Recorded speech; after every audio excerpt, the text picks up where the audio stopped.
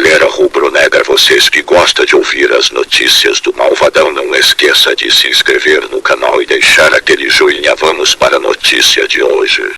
Todos já conosco para a entrevista coletiva ao vivo, pré-jogo, o técnico Jair Ventura. Estamos também ao vivo no nosso canal oficial no YouTube. Bem-vindo você, torcedor do Goiás, que acompanha aí a última entrevista coletiva da semana. Em time que está ganhando, não se mexe, então vamos manter o padrão das entrevistas coletivas. A Tandara Reis abre a entrevista. Bom dia, Jair. Tandara Reis, do Sistema Sagres. O Goiás enfrenta o Flamengo no domingo, o Flamengo que chega sem seus dois principais atacantes, o Pedro e o Gabigol. Em que medida isso pode ser positivo para a equipe do Goiás? Olha, bom dia. Pra gente não muda em nada, assim, porque sabe da força do elenco do Flamengo, né? Você tem o Cebolinha, enfim, você tem... Nessa janela eles foram bem pesados, né, na contratação para isso, para poder jogar várias competições. Então a gente vai pegar um time que é finalista da Libertadores, então a gente sabe da força deles, mas a gente também vem no nosso melhor momento, desde que eu cheguei aqui no Goiás, com essa série de vitórias, são 3 vitórias, 4 jogos de invencibilidade, enfim. E a gente quer manter o nosso melhor momento. Respeitamos o Flamengo, a forte equipe do Flamengo, e mais que a gente vai fazer de tudo para que a gente possa continuar nossa sequência de vitórias. Jair, bom dia. Você falou que o Goiás vive no melhor momento e assim, se a gente pegar o retrospecto da sua passagem pelo clube, no começo você tinha um problema toda semana para escalar a equipe, desfalques, suspensões e tudo mais. E agora você pode repetir pela terceira vez, se você quiser, o time titular. Como que você avalia isso também? É uma conjunção de fatores para poder chegar a esse momento? Certeza. E além disso tudo que você falou, eu acho que o grande responsável disso são as semanas cheias de treino.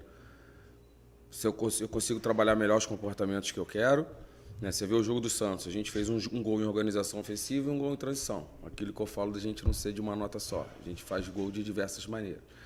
E a gente consegue recuperar o melhor dos nossos atletas. Ontem muitos deles não foram nem para o campo, por causa de desgaste, a viagem foi cansativa. Então, assim, você tem um tempo de recuperação maior. Se nós não tivéssemos a semana cheia, provavelmente ontem, que eles estavam recuperando, eles já estariam entrando em campo de novo. Então, aumenta muito a chance de lesionar.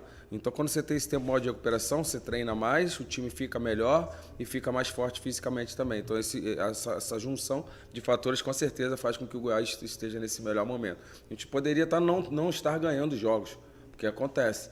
Mas a gente vê que o time tem boa performance, principalmente fisicamente, né? Tanto que a gente trouxe o Ed aqui para conversar com vocês, para parabenizar todo o staff, né? Porque o time fisicamente também tem correspondido muito bem.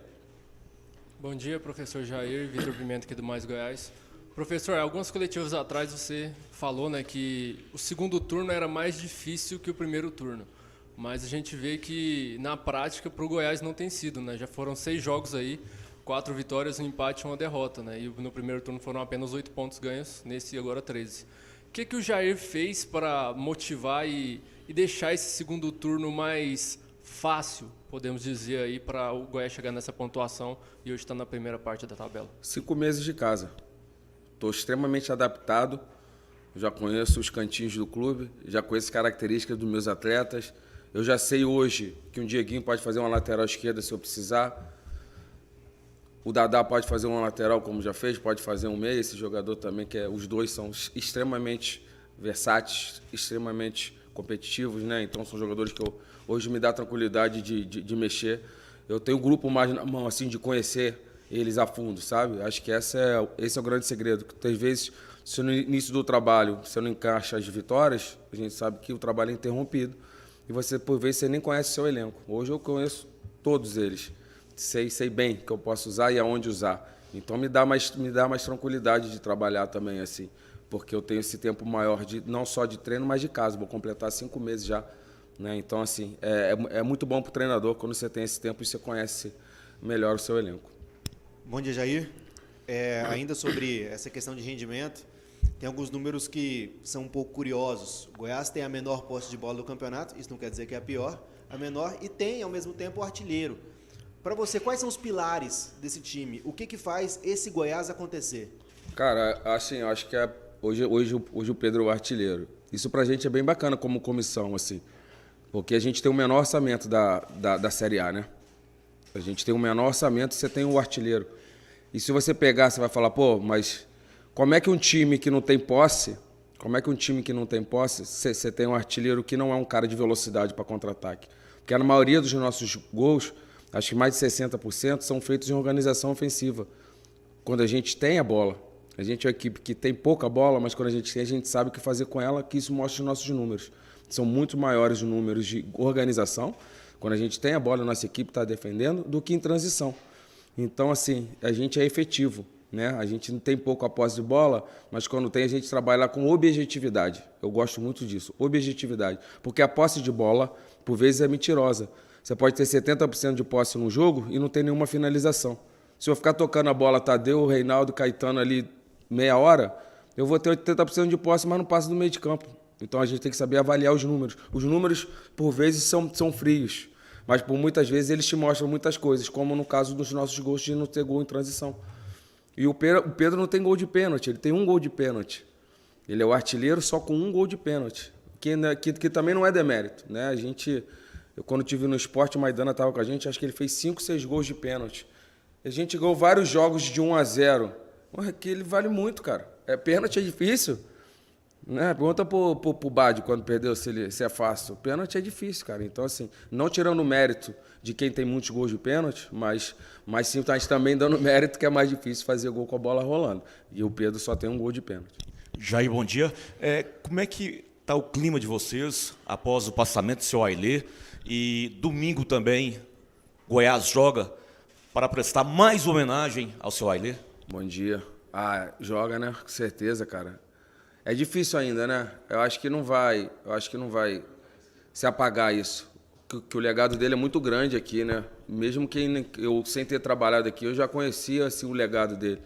Eu não tive o privilégio de conhecê-lo, mas a gente sente no clube a atmosfera dele assim. Então, com certeza é um jogo especial por tudo que envolveu. A gente perdeu o nosso patrono, né? Então, assim, com certeza tem algo a mais para a gente poder dar alegria para ele onde ele estiver. E a gente sabe da dificuldade do jogo, mas com certeza tem um peso a mais para que a gente possa homenageá-lo com bom resultado.